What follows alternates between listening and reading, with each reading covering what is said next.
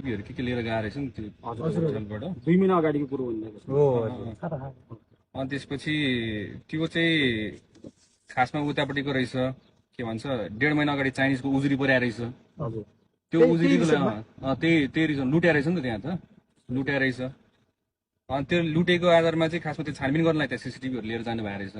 तर अब त्यो त कन्टेन्ट भएन नि त तर सुदन गुरुङ आयो त्यसपछि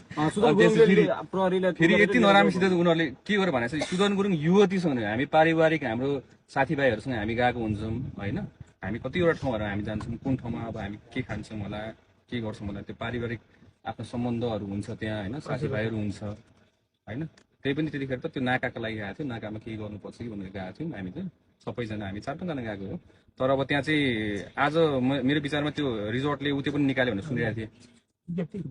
विज्ञप्ति निकालेछ अरे उनीहरूको कर्मचारीलाई धम्काएर रहेछ तर्साएर रहेछ यो भन् त्यो भन् भनेर त्यो मिडियाले भनेर रहेछ क्या त्यस्तो नि बनाएर रहेछ मिडिया नै तपाईँ माथि हावी भइरहेको छ अहिले अब यस्तो छ क्या यस्तो भयो कतिजना मिडियाहरू अब कतिजना मिडियाहरू चाहिँ अब पार्टीबाट छन् नि त कतिजनाहरू त पार्टीबाट फन्डेड छन् होइन अब त्यो पार्टीको त्यो गरेको मात्र हो